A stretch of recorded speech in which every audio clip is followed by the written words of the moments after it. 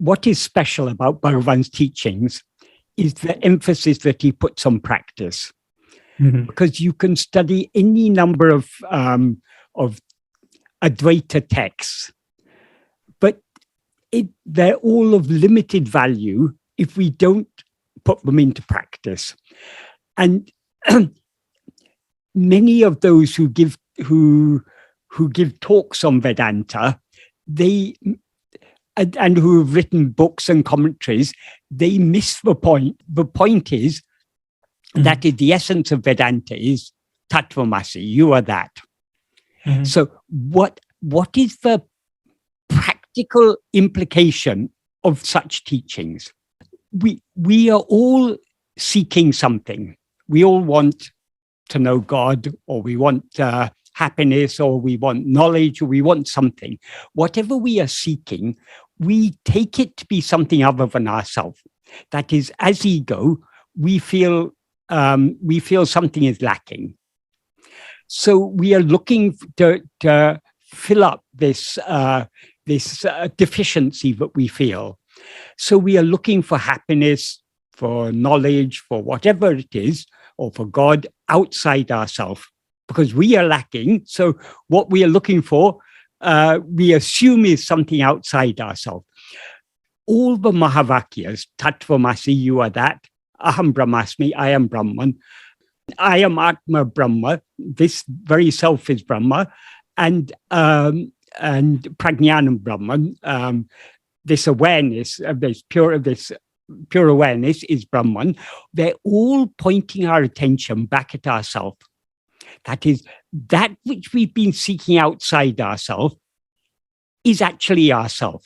So what we are seeking, the happiness we are seeking, or the love we are seeking, or the God we are seeking, or the knowledge we are seeking, is nothing other than ourselves. So since it is nothing other than ourselves, we cannot find it outside ourselves.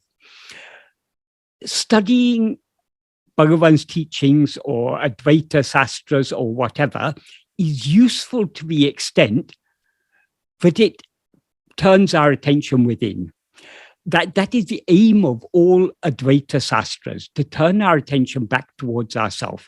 But because that is missed, people go into endless philosophizing, endless prakriyas, that is, methods by which you can discriminate and understand that you are not what you seem to be. The Drisya Viveka, analysis of the 5 states, distinguishing the eternal from the ephemeral, distinguishing what changes from what doesn't change and everything. The purpose of all of these is these are just preliminaries. These are to make us understand that we are not what we seem to be. Because in order to investigate ourselves, we first need to understand what we are not. Because if we now we experience ourselves as a person, a bundle of 5 sheaves, a body, life, mind, intellect, and will. These 5 make up the person that we seem to be. So long as we take ourselves to be this person, or any one of these 5 components, if we investigate ourselves, we'll be investigating these things. But these are all objects. They're all things, they're all drisya, things that are perceived by us, whereas we are the perceiver. So the aim of all the prakriyas that are taught in Advaita is simply to enable us to understand that we are not any phenomenon. We are not anything that appears and disappears. Because only when we understand that, we can investigate what we actually are. What we actually are, well, we start off, now we seem to be the perceiver, the witness of all these things. All these things appear. To whom do they appear? They appear to me. So our aim is to turn our attention away from all objects back towards the subject, back towards ourselves. The subject is not what we actually are. It's not what we ultimately are, but it's what we now seem to be. So that's our starting point. We begin to investigate ourselves. That's why Bhagavan often gave a clue. To whom is all this? Whatever appears, whether it's thoughts or the world or worries or questions or whatever it is, to whom does it appear? It appears to me, so who am I? So we turn our attention away from drisya, what is perceived, back towards drik, the perceiver, away from the objects towards the subject. The subject is ego. And this is another unique feature of Bhagavan's teaching, that Bhagavan has clarified the nature of ego. That is, ego is nothing but the false awareness, I am this body. What Bhagavan means by saying the false awareness, I am this body, or the thought, I am this body, is we are that which is now aware of ourselves as I am this body. That the ego is that which is now aware of itself as I am this body. So this awareness, I am this body, this is what is also called chit jadagranti. The I am portion is chit, the fundamental awareness. The body refers to all the five sheaths, which are jada. So when chit and jada seemingly become entangled, that knot is called ego. That is the chit jadagranti. But when we are not this body. So when we are investigating ourselves, we are investigating the essential chit portion of this mixed awareness. The essential chit portion is what we always experience as I am. So we're investigating I am. Who am I? What is this I? What is it that we now experience as I? Bhagavan also sometimes explains that is, Bhagavan's teachings are all pointers. So he pointed at this in various different ways. Another way in which he pointed at this is he said, investigate the source from which I rises. What is the source from which I rises? The I that rises is ego, the mixed awareness, I am this body. The source from which it rises is only I am. That is, what is the one thing that is constant in our experience? It's only this fundamental awareness of our own existence, I am. In waking state, we're aware I am. In dream, we're aware I am. In sleep, we're aware I am. So this is the one constant awareness. Awareness of other things comes and goes. In waking, in sleep, we're aware of nothing other than our own existence, where only I am. Whereas in waking and dream, we're aware of ourselves as I am this body, and we are consequently aware of other things.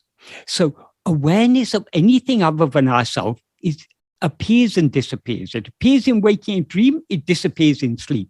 So it is just a superimposition. What is real, what is enduring, is only the fundamental awareness I am. So this is what we are to investigate.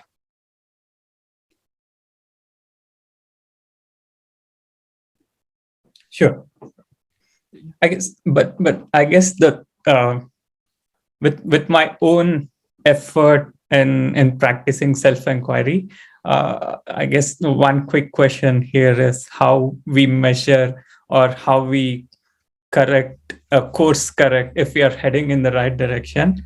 Like a few questions about who is coming up with these thoughts, or but I mean, there is always some other thought spawning, and then we question. But I guess, how do we realize if we are heading in the right direction or if we are doing something wrong? Okay. Well, first thing to understand is Bhagavan. Some of the pointers, some of the clues that Bhagavan gave us, he expressed in the form of questions. Who am I? To whom do all these things appear?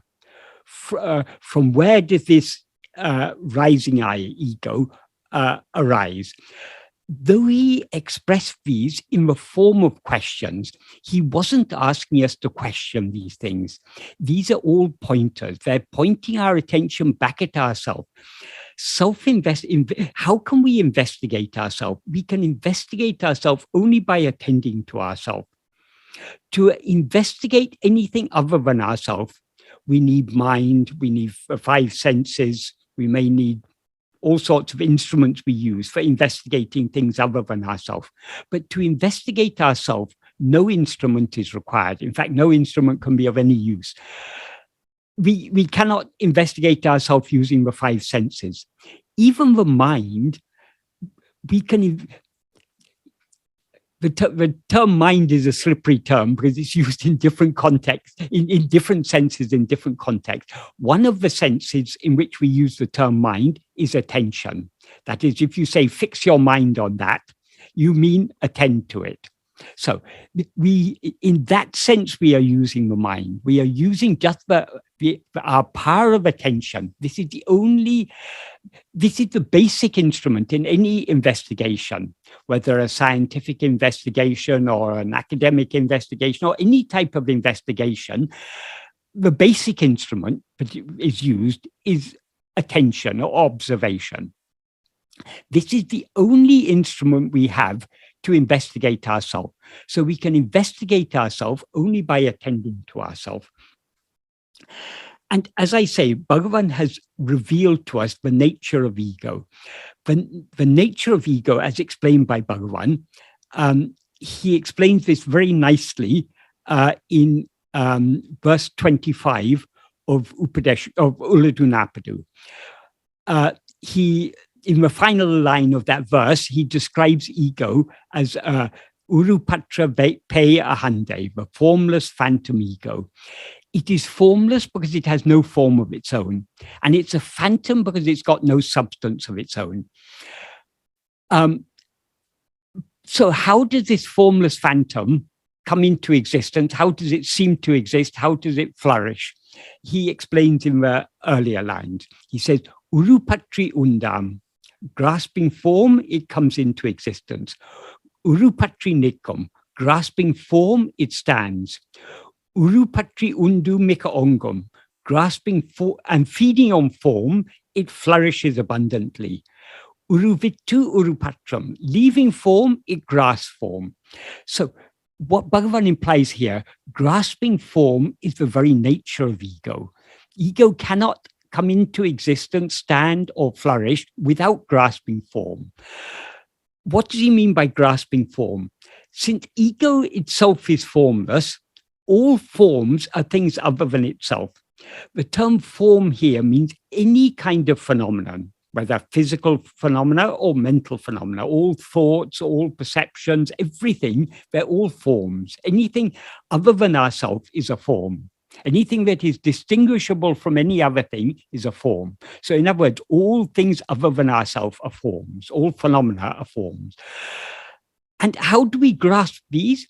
Ego is a formless phantom, so it grasps it only by its power of attention, only by attending to things, only by being aware of things are we grasping them. So long as we are aware of anything other than ourselves, we are grasping form. And so long as we're grasping form, we are thereby feeding ego. Ego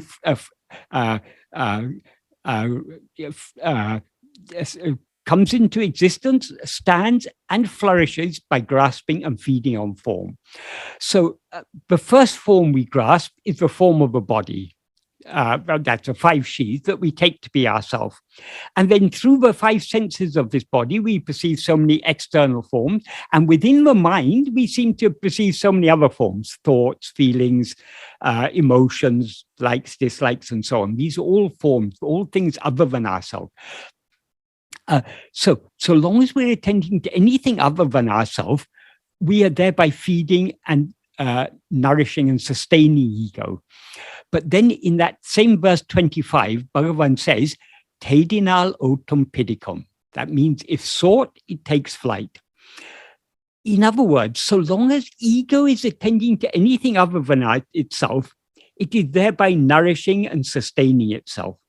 But if it tries to attend to itself, if it seeks itself, he uses the word tedinal, if sought, in a metaphorical sense. We're not actually seeking ourselves. We are attending to ourselves. We're investigating ourselves. We are seeking to know what we actually are. In that sense, he uses the word seeking. So when we, instead of attending to anything else, if we attend to ourselves, Autum Padigam, it takes flight. What does he mean by it takes flight? That is, to the extent to which we attend to ourselves, since ego rises by attending to other things, if instead of attending to other things, if it tries to attend to itself, it will thereby begin to subside.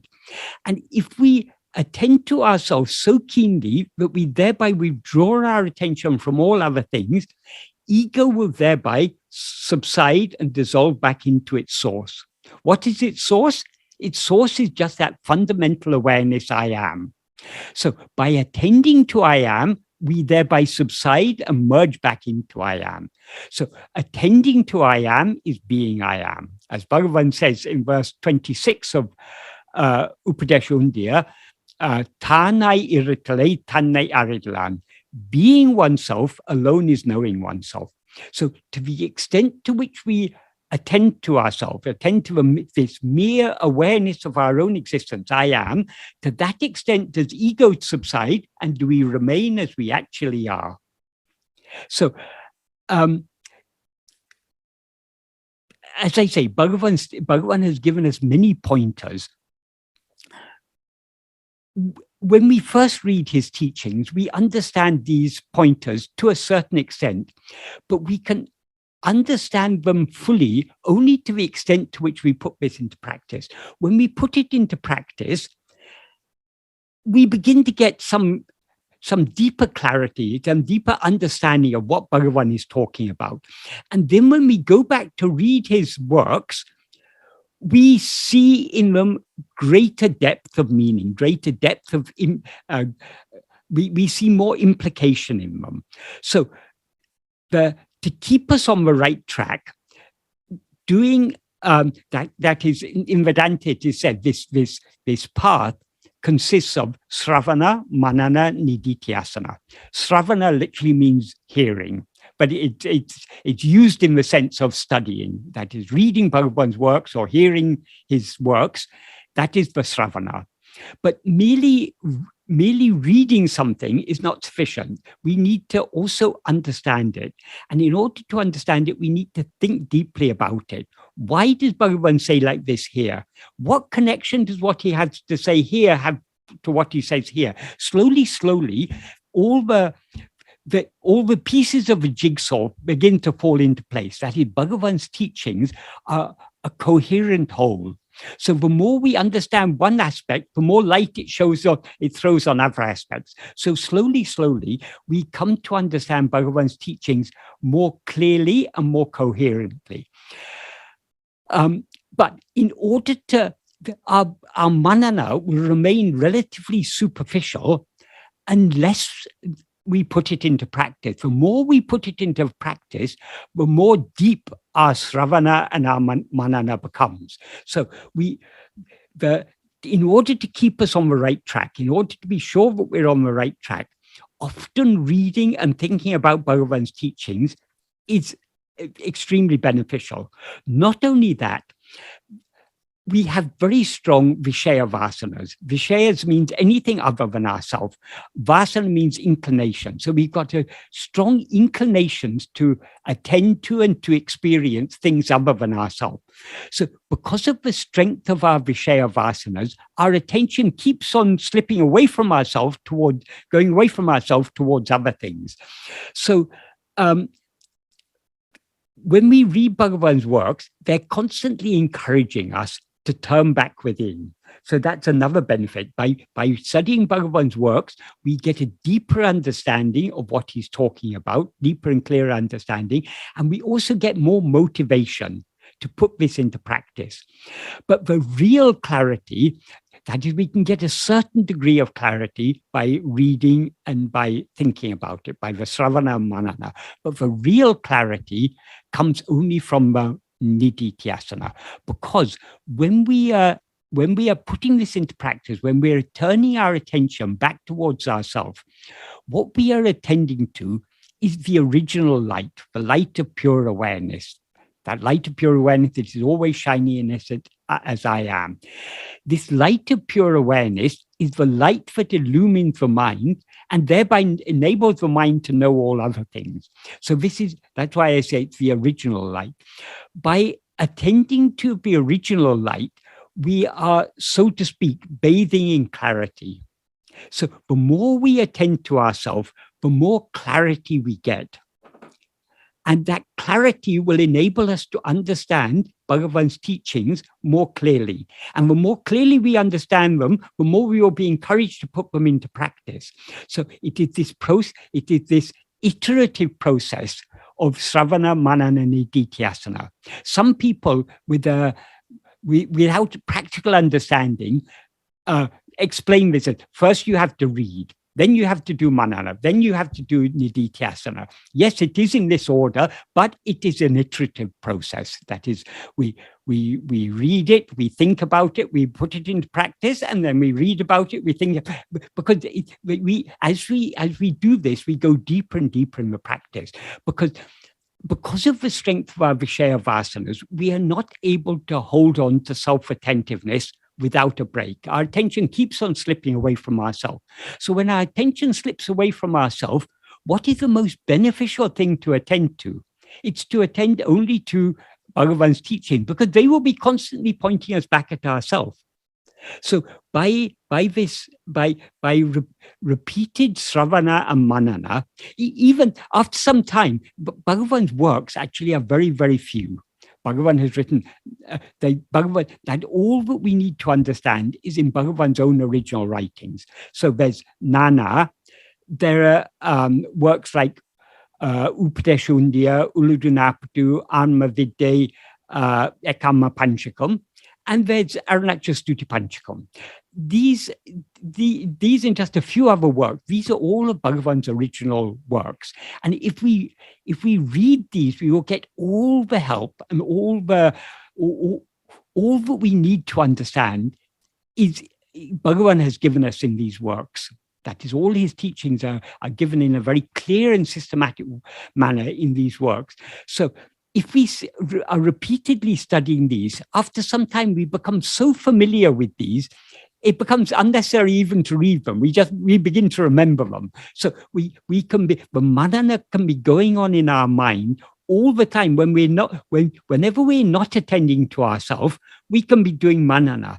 But if we're doing manana correctly, or even if we're doing sravana correctly, what is it Bhagavan's teachings are constantly pointing at? They're pointing at ourselves. So the nididhyasana goes on hand in hand with the sravana manana. When we read what Bhagavan is saying, he's pointing at I. So our attention begins to go within. So if we are doing the sravana and the manana correctly, it will be accompanied by nididhyasana. The self-attentiveness will also be there. So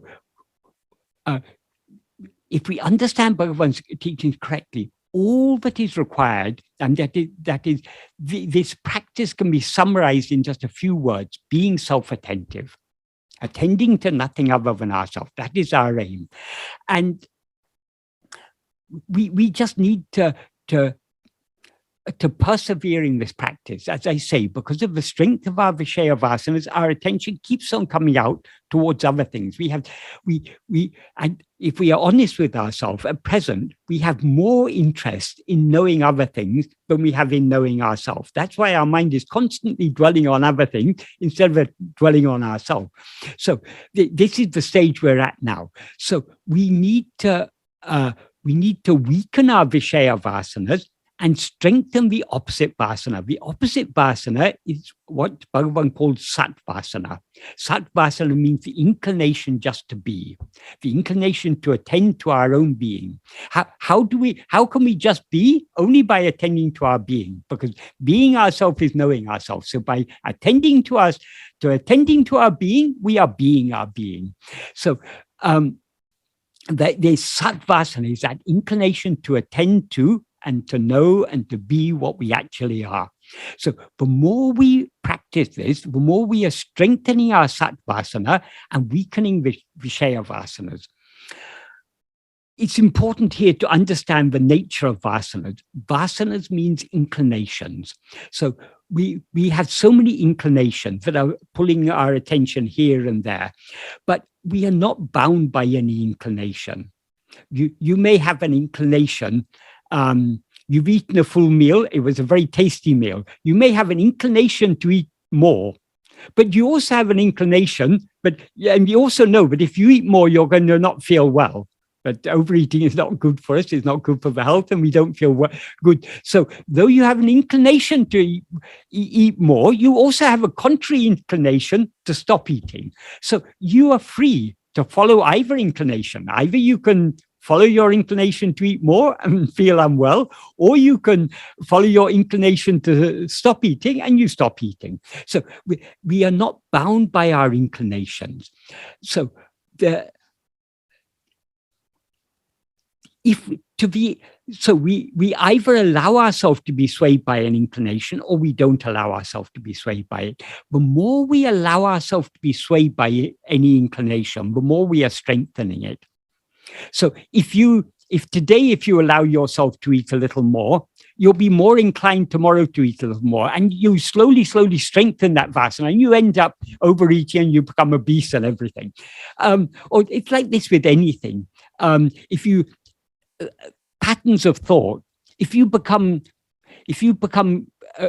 preoccupied with a certain idea, you may have some inferiority complex. You may think people look down on you, or you may have some burning ambition. You want to become very rich. Whatever preoccupies our mind, the more our mind dwells on something, the stronger, the more we're inclined to dwell on that. Some people have interest, for example, in sports, in football or cricket or something. The more you take interest in such subjects, the more your interest in that subject will increase, and you'll always be what are the latest match results and so on. Or if you're interested in a particular academic pursuit, the more you go into that academic pursuit, the more you'll be interested in that subject, and the more you want to go in that. So it's like that with anything in life. The more we pursue any interest, the more that interest grows.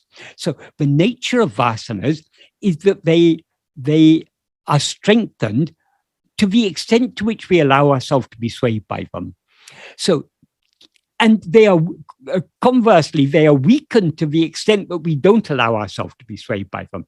So when we are practicing self-attentiveness, we are allowing ourselves to be swayed by the Satvasana. So we are strengthening the Satvasana, and we are resisting the inclination to attend to anything else. We are not allowing ourselves to be swayed by other vasanas. So those other vasanas are weakened. This is how Vishaya vasanas are weakened and Satvasana is strengthened. I have a question.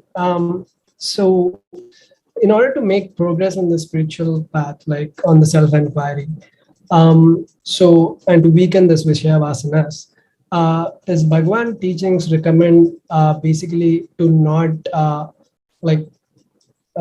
obtain like new relationships, or like also to let go of the existing relationships, to go inwards? Or because the more we go and like get these new relationships or the existing relationships and strengthening those bonds, basically you are turning outwards and strengthening those Vishaya vasanas, and like you're adding more and more new thoughts to it, and then like you're getting basically away from the path. Okay.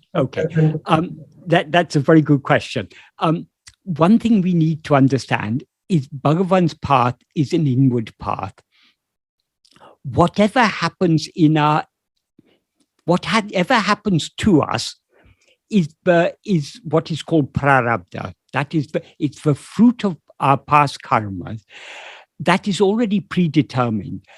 But what we are now experiencing as prarabdha, that is the fruits of our past karmas that have been selected by Bhagavan for us to experience in this lifetime.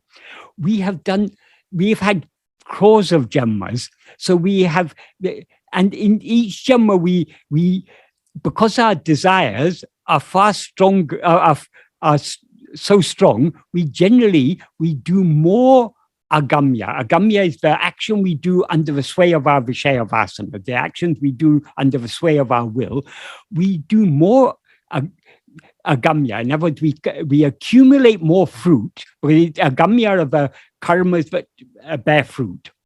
So the more we are swayed by our Vishaya Vasanas, the more we are doing agamya and consequently accumulating fruit. Those fruit get stored in sanchita. So generally, in each lifetime, we are accumulating more fruit than we are experiencing. So sanchita is a huge pile. That there are so many fruits of past actions that we haven't yet experienced. So God has a very wide selection to choose from. So he chooses those fruit that will be most beneficial for us to experience in this lifetime. So whatever happens to us, whatever we experience in this life is determined by prarabdha. And whatever we need to do in order to experience our prarabdha, we will be made to do. This is what Bhagavan taught us in the note that he wrote for his mother. What he said in the first sentence of that note is, Avarava prarabdha prakaram adakanavan angangirindu atavipan. Avarava prarabdha prakaram means in accordance with the prarabdha of each one. Adakanavan literally means he who is for that. That means God or Bhagavan or Guru. Angangirindu, being there, being in each place, implying being in the heart of each one of us, Artavipan, he makes us dance. That means that whatever actions we need to do in order to experience our prarabdha, we will be made to do. If it is your prarabdha to have a certain relationship, relationships don't just happen. A relationship is a two-way process. So we have to do something. But if it is our destiny to have that relationship, whatever is required, whatever actions on our part are required, we will be made to do.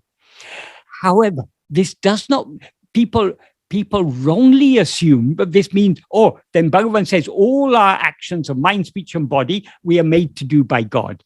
That is obviously not the case, because if all our actions we are made to do by God, then we wouldn't be the doer. God would be the doer. If God is the doer, then God has to experience the resulting fruit.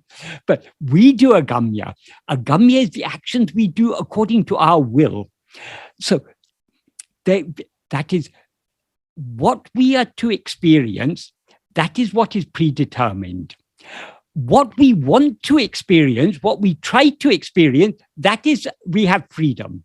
So though we have no freedom to change what is destined to happen, we do have freedom to want to change it and to try to change it. That's why in the second and third sentences of that note that Bhagavan wrote for his mother, he said, Endrum naduvadu, envichikanam naduvadu. What is never to happen will not happen, however much effort you make. That means we are free to want to experience something that we're not destined to experience, and we are free to try to experience it. I can want to become president of the United States. I can try to become president of the United States. But if it is not my destiny, I'm not going to become president of the United States. So like that, in so many things in life, we want to happen. We try to make them happen, but they don't happen because they're not destined to happen. Likewise, in the next sentence, he says, Ṇāṛpadu entadaisayanum niladu. What is to happen will not stop in spite of any amount of obstacle. So there's so many things that happen in our life, but we don't like. We have likes and dislikes. Some things we like, some things we don't like. So many things happen in our life, but we dislike. So many unpleasant experiences we have. So we can want to be free of those experiences. We can try to avoid those experiences.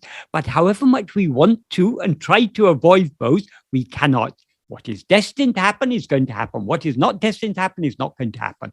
So why Bhagavan taught us this? This is a great practical implication in this path of self-investigation and self-surrender.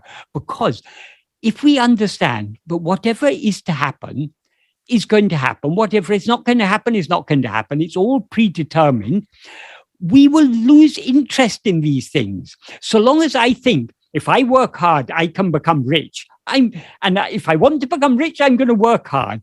But if we understand, if I'm going to be rich, if I'm destined to be rich, I'm going to be rich come whatever. Even if I give away all my money, still wealth will come to me because it's my destiny to be rich. Whereas if I'm destined to be poor, however much I may want to be rich, however hard I may work to be rich, I'm going to be always poor. So we lose interest in the outward life if we understand that it's all predetermined. We cannot change it. So it's futile even wanting to change it, and it's even more futile trying to change it. So we lose interest in the outward things. So, but we do, as I say, though we cannot change anything, we are free to want to change it and to try to change it. That's why Bhagavan says, he concludes that verse after saying those two sentences. He says, Iduvei tinnam, this is certain. Ahalin monamai irake nandru. Therefore, being silent or silently being is good. What does he mean by being silent? Does he mean that we should stop all activities? Obviously not, because if we are destined to experience something and some action is needed for that, we'll be made to do that. So it's not a matter of avoiding doing any action, because whatever actions we are made to do by God, we cannot avoid doing. What monamai irake means, we should inwardly, we should subside. We should lose interest in these outward things. We should not allow ourselves to be swayed by our vasanas to try and to experience anything or to avoid experiencing anything. Let what is to happen, happen. What is not to happen, let it not happen. It's nothing to me. Who am I? We turn our attention back within. By turning our attention back within to investigate who we are thereby not being swayed by our Vishaya vasanas. Not being swayed by our Vishaya vasanas is what Bhagavan means by keeping quiet, by being silent. The actions of body, speech, and mind, let them continue as per prarabdha. That's nothing to us. Inwardly, we should not be moved by our Vishaya vasanas. So how can we avoid being swayed by our Vishaya vasanas? Only by clinging to self-attentiveness. The more we turn within, the less our mind will go outward. Whenever it goes outwards, it's under the sway of its Vishaya vasanas. It's only under the sway of Vishaya vasanas that we go outward. So we turn within more and more and more.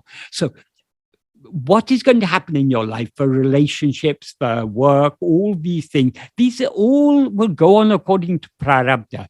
But inwardly, we need to be detached from all these things. Let the outward life go on. Our interest should be in turning within. So it's at a very subtle level, at the level of the vasanas, but we need to pursue this. Thank you. That is, when I say at the level of the vasanas, we need to avoid being swayed by Vishaya vasanas, and we need to choose to be swayed only by the Satvasana, the liking, the love just to be as we actually are. Being as we actually are, that is what Bhagavan means by monamai irake. And we can be as we actually are only by attending to what we actually are. By attending to I am, we are being I am.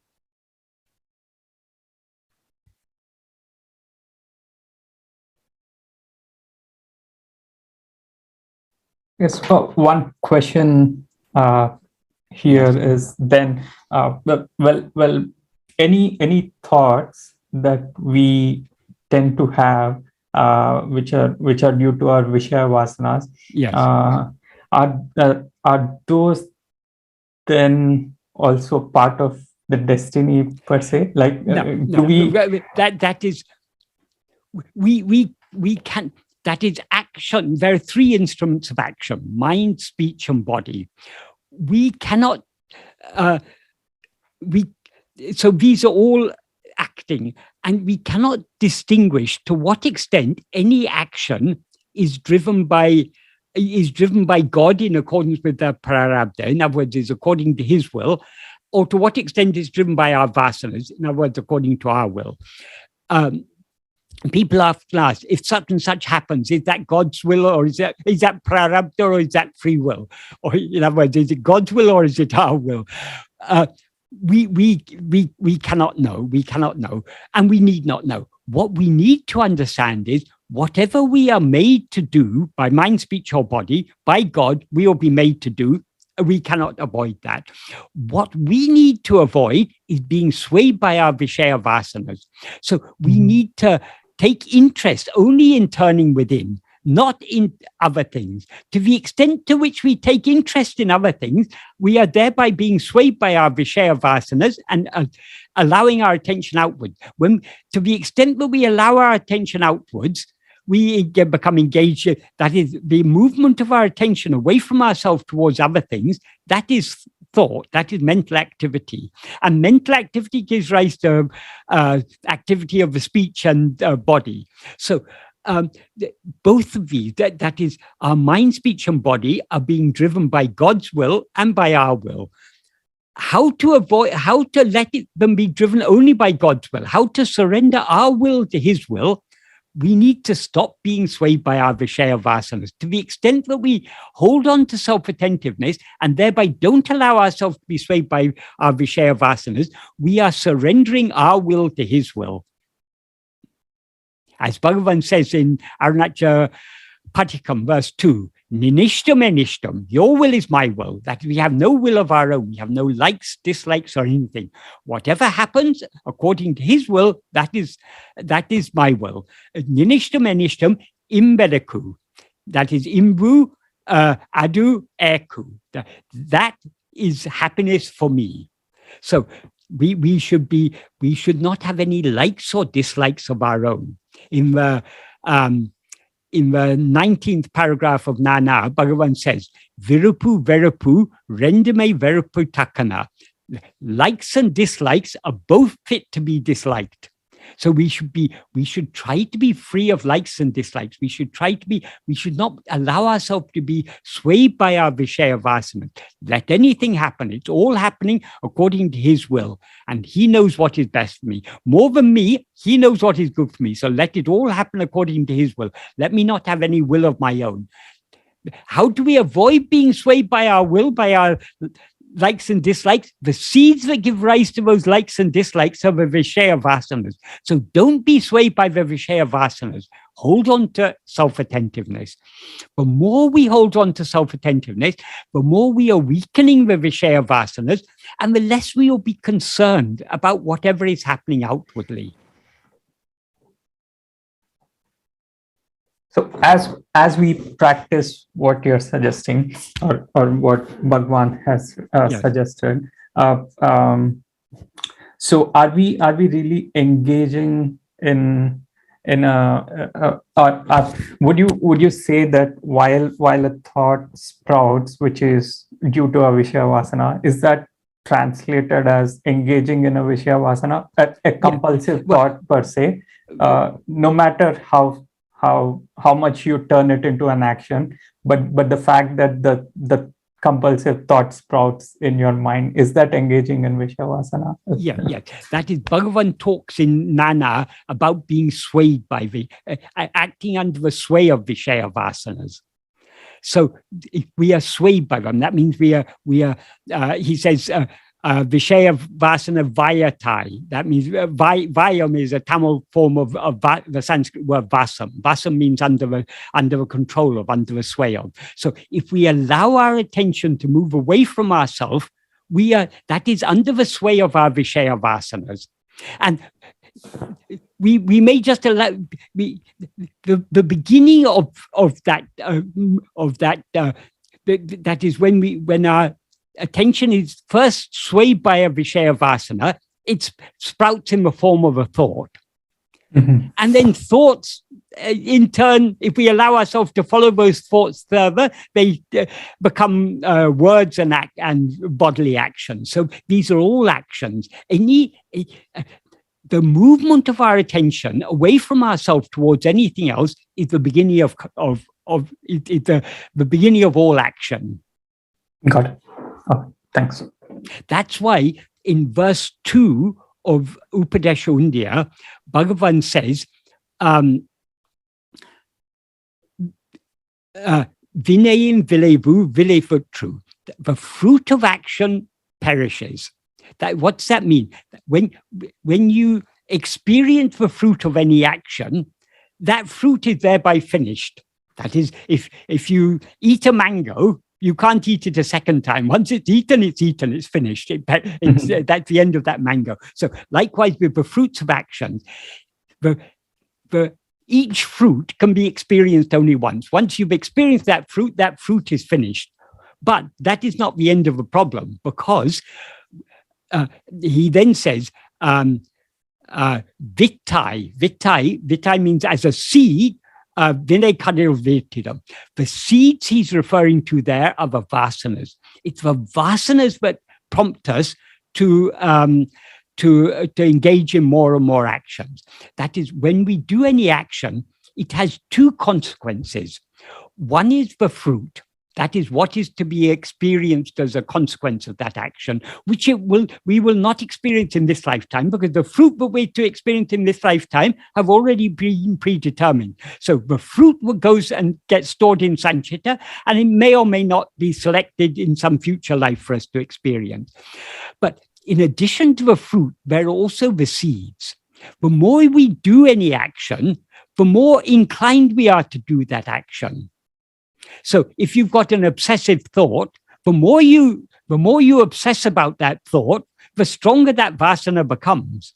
And because of that obsessive thought, that leads you to act in certain ways. So the vasanas are what cause us to do agamya, to engage in action. Agamya is the fruit-bearing action. So the seeds are the cause. So he says there, the cause for our falling in the ocean of action is those seeds. So it's at the level of vasanas that the problem arises. But whose vasanas are they? They're only my vasanas. That me whose vasanas they are is ego. So, so ego has inclinations. It is the very nature of ego to have inclinations, but it is not bound by its inclinations. It's always free either to be swayed by its inclinations or not to be swayed by them. This is what is called Ichcha Swatantra, the freedom of will. So we are not bound by our Vishaya vasanas. So we may have very strong Vishaya vasanas, but if we don't want to be swayed by them, we can cling to self-attentiveness and thereby weaken them. So we have freedom, but that freedom is an inward freedom, not an outward freedom. We're also free. If you're free to be swayed by a Vishaya vasana, therefore you're free to the action of mind, speech, and body can follow those Vishaya vasanas, but you cannot change anything. What is to happen to you is already predetermined. That is the fruit of your past actions, selected by Bhagavan for your own good. So that we cannot change. But we can want to change it and we can try to change it.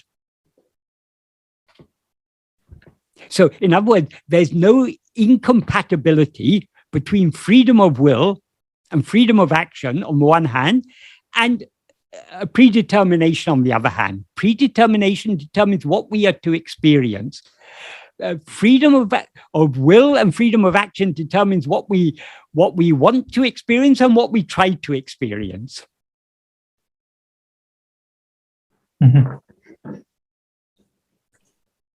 So on the same note, like if we like you were saying, basically we shouldn't be having any likes or dislikes to anything, and we should be carrying the mindset of like, okay, God's will is my will, and like you're saying, whatever that is predetermined, that will happen, but we are free to have this will of like wanting something.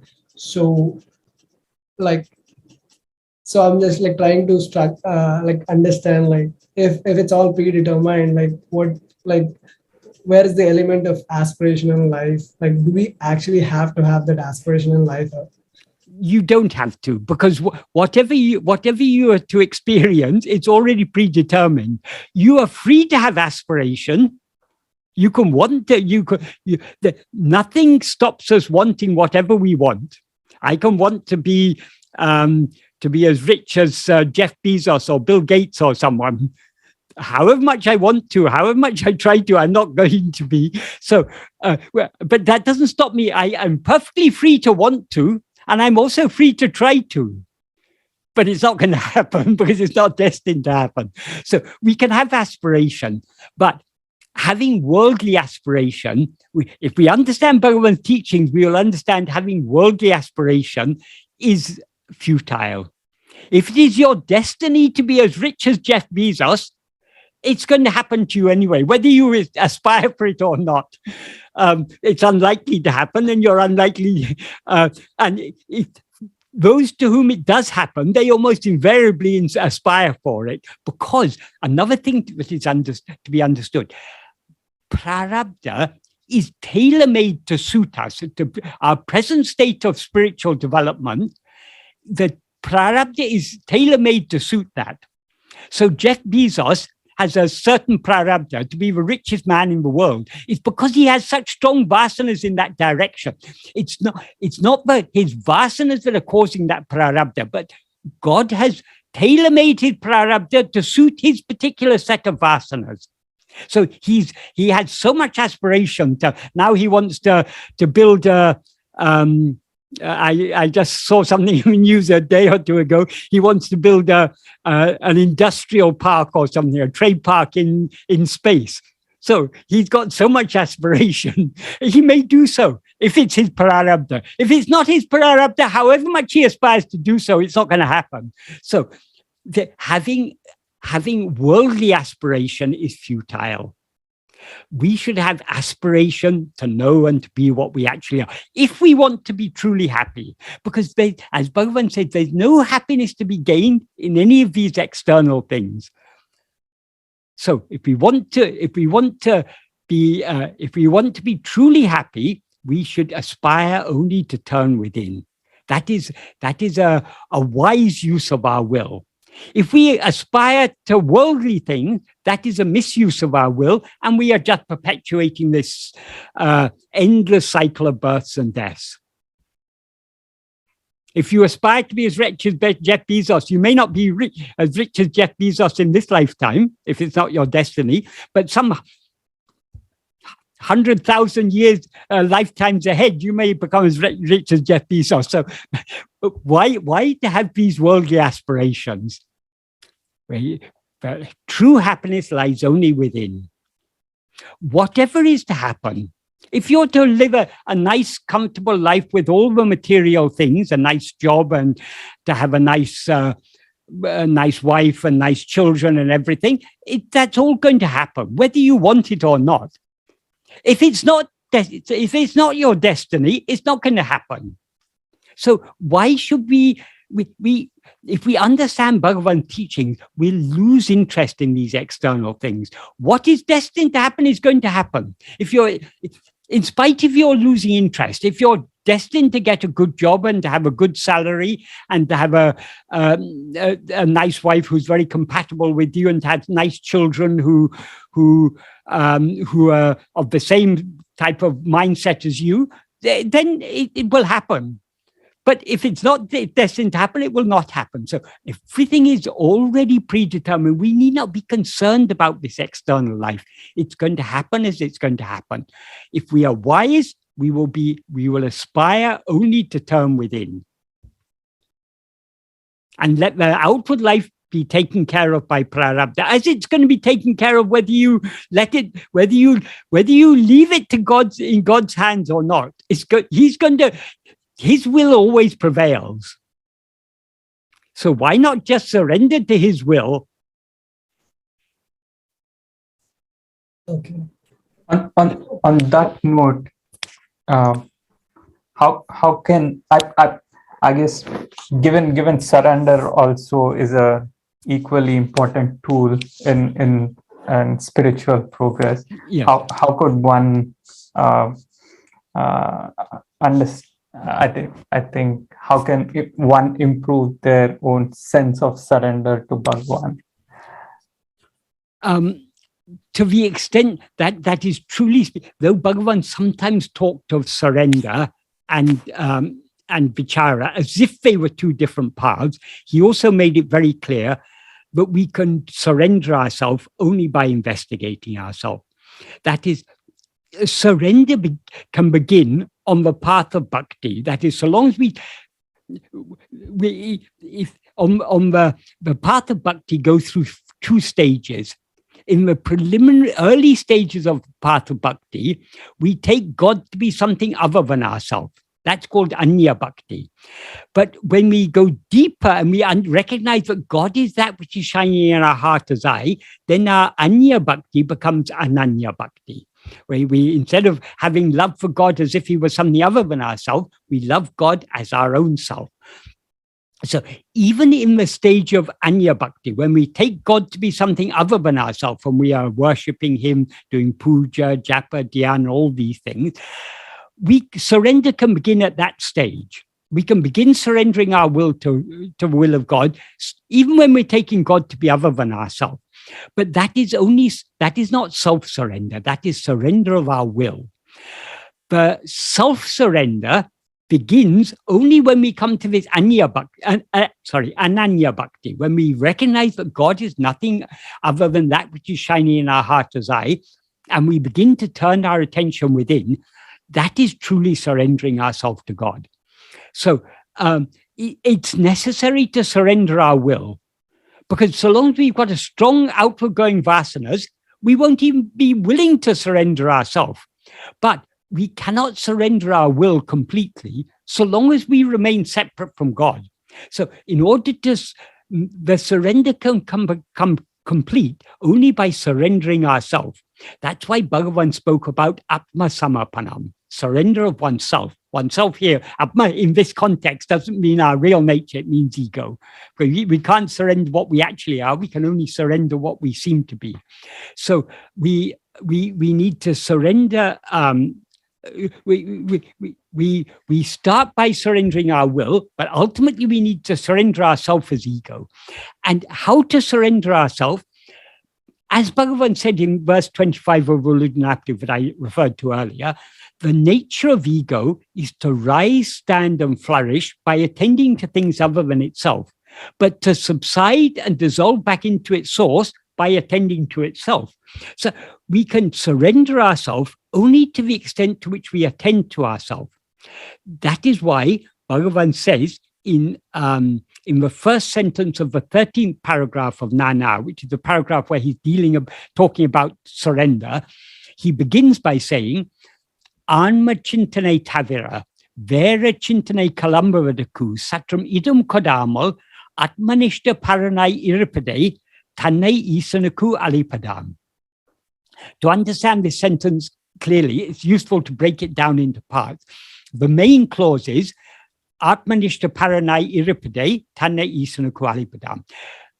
Atmanishta paranai iripade means being firmly or being one who is firmly established as oneself. Atmanishta param means one who is firmly established as oneself. So being one who is firmly established as oneself, tanne isanuku alipadam, that is giving oneself to God. So how do we remain firmly established as ourselves? That is what he indicates in the first clause. Amma chintane tavira, vera chintane kalambavadaku satramidam kadamal. Without giving even the slightest room to the rising of any thought other than Atma chintana. Atma chintana literally means thought of oneself. It implies self-attentiveness. So what he implies in that sentence is only by being so keenly self-attentive that we thereby give no room to rising of other thoughts. That is, other thoughts can rise only when we allow our attention to move away from ourselves. So long as our attention is fixed on ourselves, they cannot rise, because no thought can arise without our attention on it. If we withdraw our attention from a thought and fix it on ourselves, the thought will disappear. So by holding on to self-attentiveness so firmly that we thereby give no room to the rising of any other thoughts, that is being Atmanishta Paran, and that is giving ourselves to God. So we can surrender ourselves only by being self-attentive.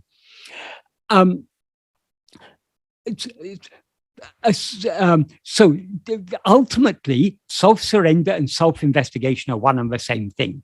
However, having an attitude of surrender, that is, he goes on in that paragraph to say, because we may well think, if we are told not to think of anything else, just to be self-attentive, oh, but I've got so many responsibilities. I've got my family to take care of. I've got my job. I've got responsibilities to my employer. I've got responsibilities to my family. I've got my elderly parents, this, that. We think we've got so many responsibilities. Even though we can give up all those, we can leave all those responsibilities to God. Even the responsibility of thinking about these things, we can leave to him. That's why in the next sentence, Bhagavan says, however much burden we place on God, he will bear all of it. So even the burden of thinking about all our responsibilities, we can leave that to him. And then in the next sentence, he says, when that one Parameshwara Shakti, that one supreme ruling power, the power of God, is driving all karyas. In this context, karyas means everything that ought to happen or should happen, in other words, everything that is destined to happen, and everything that we ought to do or need to do. It's all those, everything is being taken care of by God. When such is the case, when he's driving all the karyas, why should we, instead of yielding ourselves to him, why should we be constantly thinking, oh, it's necessary to do like this, it's necessary to do like that? Even the thought of what we should do, surrender that thought to him. And then he ends that paragraph giving a very nice analogy. When you're traveling on a train, you've got some luggage. You can, if you want, you can carry your luggage on your head. But what is the result of carrying your luggage on your head? You're going to suffer. It's not very comfortable traveling in a train, carrying a heavy suitcase on your head. The train, whether you're carrying the suitcase on your head or you put it aside put it on the luggage rack or on the seat beside you, the train is carrying it. So why not just put it on the seat beside you and travel comfortably and carefree? Because you know the train that is carrying you to your destination is also carrying your luggage. So our whole life is being taken. What is the train in this analogy? It is Bhagavan, Bhagavan's will. He is taking care of everything. We can surrender all our cares and concerns to him and travel happily. How can we surrender all our cares and concerns to him? So long as we allow our attention to move away towards other things, we'll be worried about this or that.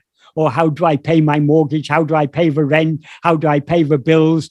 There's this problem at office. There's this problem at home. We'll be thinking about all these things.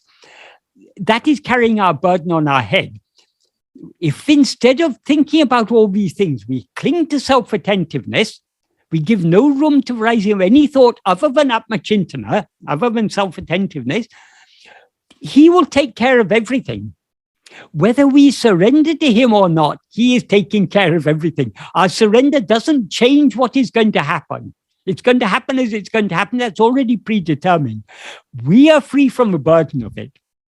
Whether you carry your suitcase on your head or leave it on the seat beside you, it's going to reach its destination. You're carrying it on your head doesn't make any difference. Likewise, carrying the burden of this world, all the responsibilities and thinking, oh, I have to do this, I have to do this, this is my responsibility, doesn't make any difference. What is to happen is going to happen. You're going to reach your destination anyway. So why not leave everything to him and be carefree? How to leave everything to him? Only by clinging to self-attentiveness.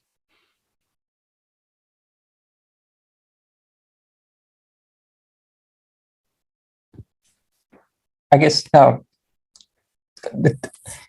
probably you have already answered this question in some fashion, but yeah. This is about my question to you over the email regarding the desire to meet jnani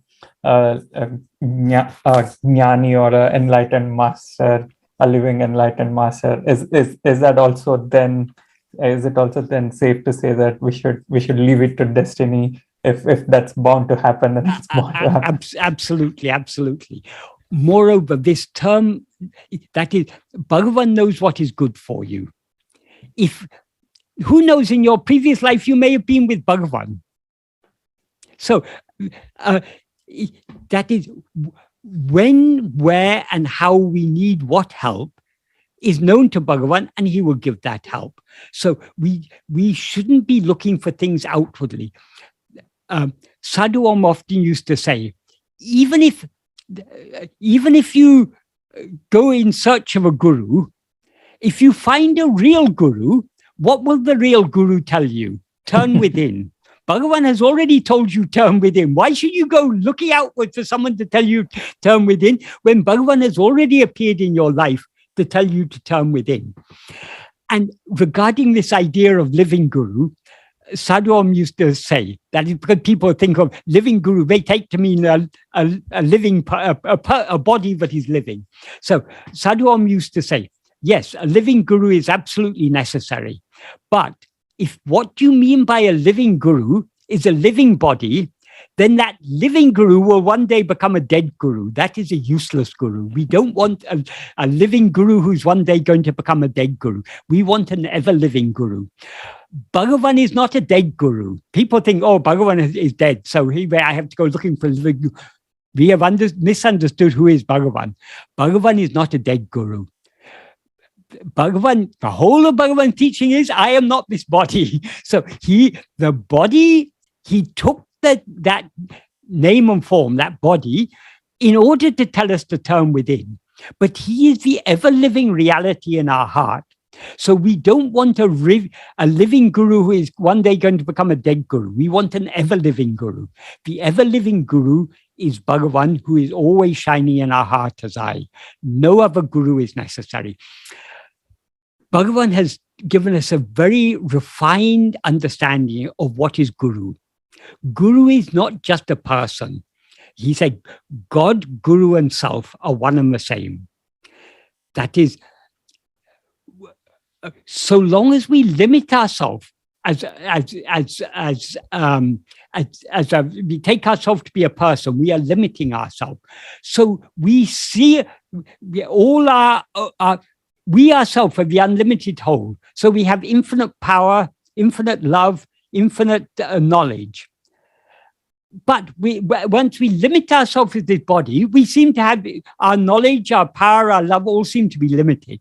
So we see ourselves as an unlimited God who is all-knowing, all-powerful, and all-loving. So the God we take to be other than ourselves is actually our own self, but we are seeing him as other than ourselves because we seem to have separated ourselves by limiting ourselves as this body. So first we worship God as if he's something other than ourselves. Then God appears in the form of guru in order to tell you, Tattvamasi, you are that. The God you're looking for is not somewhere outside. You yourself are that. So the purpose of guru is to turn our attention within. Within to what? To our own real nature. So God, guru, and our own real nature are one and the same thing. So Bhagavan is our own self who has appeared outwardly in name and form in order to tell us to turn within. So if we understand Bhagavan correctly, we should lose interest in all external things. The real jnani that we're looking for, the real guru, is only within us. Sometimes people are often fascinated by this thing, by this question, is so-and-so a jnani or not a jnani? So sometimes such topics were talked about in Bhagavan's presence. Is such and such person a jnani or not a jnani? Bhagavan would always keep quiet when such conversations are going on. But if people asked him, Bhagavan is so-and-so a jnani, Bhagavan would sometimes reply, there is only one jnani, and you are that, Tattvamasi. That is jnani. In verse 13 of Uḷḷadu Nāṛpadu, he starts by saying, Jnanamam tane me. Oneself who is jnana alone is real. So we ourselves are a jnana. Why should we be looking outside for a jnani when we ourselves are jnana? We need to look within. And Bhagavan also often used to say, Jnana me jnani. Jnana alone is the jnani. Jnana in this context means that pure awareness that we actually are. So we ourselves are that jnana. We ourselves are the jnani. In order to experience ourselves as the jnani, we need to turn within. So looking outside for a living guru is only those who have failed to understand Bhagavan's teachings will look outside for a living guru. Bhagavan has said, the guru is ever living in you as I. Turn within. Once there was a devotee of Bhagavan called Janaki Mata.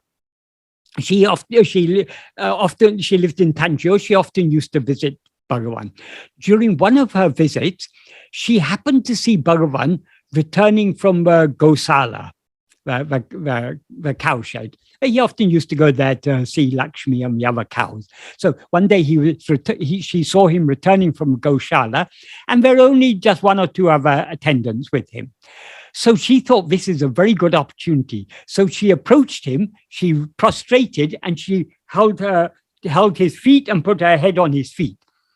And Bhagavan looked down at her with a smile and asked her, "What are you doing?"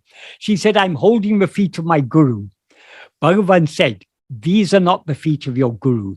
This body is perishable, these feet are perishable. If you take this to be your guru, you will be disappointed. The feet of your guru are always shining in your heart as I. Hold on to those feet. Those feet alone will save you." So the function of the outer guru is always to turn us within, because the real guru is within our own heart. Thank you so much. Thank you. So yes, a living guru is absolutely necessary, but the living guru is always shining within you as I. That is Bhagavan. So why look outwards when he's nearer than he's dearer than the dearest. He's nearer than the nearest. He's your own very self. So why should you look outside? When the whole purpose of Bhagavan's avatar, why he appeared outwardly in this name and form, is only to tell us to turn within. And if what outward help we need, he will provide that outward help.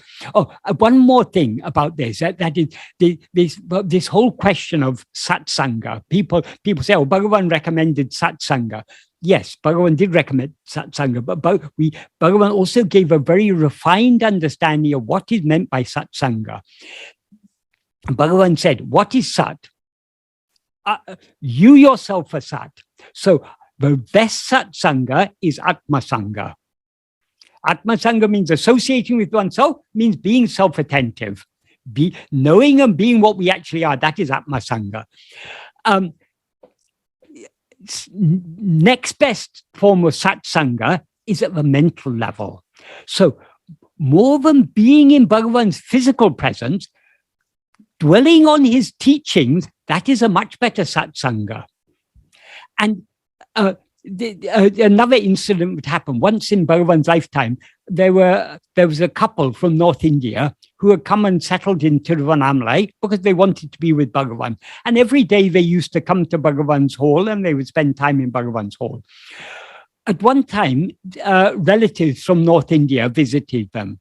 So the lady had to remain at home cooking for her relatives and taking care of all their needs. So for 3 or 4 days while they were visiting, she wasn't able to come to Bhagavan's hall. So after they left, she came to Bhagavan's hall and said, "Oh, Bhagavan, I am so sorry. For 3-4 days, I was so busy at home. I wasn't able to come and visit you. I missed the opportunity of being in your company and everything." Bhagavan said, "It's better that you were there thinking of here than here and thinking of there." In other words, what's more important than merely being in Bhagavan's physical presence is thinking of him. That is the mental satsanga. And why did Bhagavan come? He came to give us teachings. So the best mental satsanga is to dwell on his teachings, to read his teachings, to think about them, and thereby to put them into practice. Putting them into practice, that is Atma-sanga. That is the best satsanga of all. So Bhagavan's teachings are very, very refined teachings. Yes, he talked about the need for guru, but he said guru is only within you. Yes, he talked about the need for satsanga, but the best satsanga is Atma-sanga. So Bhagavan is always trying to turn our attention away from outward things back towards the inward things. That's why he said to Janikamata, this is not the feet of your guru. This body is perishable. If you take this to be your guru, you'll be disappointed. The real guru is that which is shiny in you as I. Sure. That's why when Bhagavan was asked who he is, he sang, Ariyati tara jivara dahavari jagohayil, Arivairami paramatuman Aruṇācalaramaṇaṉ. That Aruṇācalaramaṇaṉ is that Paramatman that is always blissfully existing as Arivu, as awareness, in the cave of the heart lotus of all the different jivas, beginning from Hari, beginning from Vishnu himself. So Bhagavan is that shining in the heart of all of us, from the highest God to the smallest ant. He is shining in the heart of all of us as I. So that is the real guru. That is he appeared in name and form. He appeared outwardly in order to tell us to turn back within. That's why he says in the remaining in the rest of that verse, Parival. He expressed it very, very beautifully. Parival, by love. Ulam uruha, with heart melting with love. Nala paranan didu goheyandu, reaching the heart cave. That means turning within and reaching the heart cave where that sublime supreme dwells. In other words, where Aruṇācalaramaṇaṉ dwells is only in the cave of the heart. So turning within with heart melting with love, turning within and reaching that cave. Arivam viri tirava, the eye of awareness will be opened. In other words, that self-knowledge will dawn. Nijam arivai, you will know that which is nijam means what is real or what is eternal, what is natural, our own real nature. We'll know our own real nature. Adu veliyam, it will reveal itself. So how do we find the real guru? With our heart melting with love, we need to turn within. The key words there are parival ulam uruha, the heart melting with love. We have to have so much love for Bhagavan, but we turn within and seek him in our own heart. Though he appeared outwardly, that name and form is not what he really is. As he said, the name and form of Guru, he often referred to the analogy of the lion that appears in an elephant's dream. That is, there's a belief, but elephants are so afraid of lions that if an elephant dreams of a lion, the shock and fear of seeing a lion in its dream will cause it to wake up. So Bhagavan said the name and form of Guru is like the lion seen by the elephant in its dream. The lion is unreal, but it brings about a real awakening. Likewise, the name and form of the Guru is unreal, but it brings about the real awakening. How does it bring about the real awakening? In the case of the elephant, it's due to the fear, the shock and fear. In the case of Guru, it is by the love. That is when he appears outwardly in name and form and tells us to turn within, he thereby kindles the love in our heart. And knowing that he is not that external form, but that which is shiny in our heart as I, with great love, with our heart melting with love, we need to turn within and merge back into him. So as Bhagavan said, Bhakti is the mother of jnana. That love is the key. And how do we cultivate that love? Only by practicing by persistent practice of this path of self-investigation, we thereby kindle that love, that Satvasana or Swatma Bhakti. And it's by that, and when our love to know and to be what we actually are, in other words, our love to know Bhagavan is so overwhelming, all-consuming, that our heart melts. Then only will we turn within the full 180 degrees and merge forever within him. Thank you. Yeah. Yeah. So I have one question. Yes. So sorry if it's too late. No, it's okay. So how do we look at this, like the desire of actually like wanting to go to Tiruvannamalai, spending time there, or like trying to like actually make spiritual progress? Is this like, or like, you know, is it like our ego like trying to again like look at the form, or like strengthening that, or like is it the love that we have towards Bhagavan, that's why we wanted to go there? Like how do we look at it? It is the love that you have for Bhagavan. That is, so long as we take ourselves to be a form, we cannot but take Bhagavan to be a form. That is, though Bhagavan said, I am not this body, in our view, that body seems to be Bhagavan, isn't it? We how much love we have for his name and form, because though he is not, that is not what he actually is. So long as we take ourselves to be this body, we take him to be that body. So Bhagavan, the worship of name and form has its own place. It is appropriate. So long as we take ourselves to be a name and form of a body, Bhagavan also seems to us to be a name and form. And he is always in Tiruvannamalai in the form of Aruṇācala. That is, Bhagavan and Aruṇācala are one and the same. That's why in that verse I just talked about, when he was asked who he is, he referred to himself as Aruṇācalaramaṇaṉ. That is, Aruṇācala is Ramana, Ramana is Aruṇācala. Aruṇācala is Bhagavan in the form of a hill. Bhagavan is Aruṇācala in human form. They are one and the same.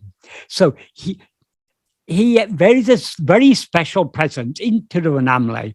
So if you have a liking to go there, by all means, go there. I mean, by all means, try to go there. Of course, you cannot go if it's not your destiny, but aspiring to go there. And supposing it's not your destiny to go there, your aspiring to go there is still good, because Smaranat Aruṇācala, mere remembrance of Aruṇācala is sufficient. So what is most important is the mental contact. So if it is good for us to go to Tiruvannamalai, Bhagavan will make it possible for us to go. But whether we go there or not, we are always free to think of Bhagavan, to think of Aruṇācala. And by mere thought of him, mukti is assured. Because when we think of him, he has that power to turn our mind back within. So long as our mind is going outwards, we should think only of Aruṇācala, of Bhagavan, and of his teachings. And they will encourage us to turn within. Thank you. So aspiring to go to Tiruvannamalai is not at all wrong. But we should understand, if it's to happen, it will happen. If it's not to happen, it will not happen.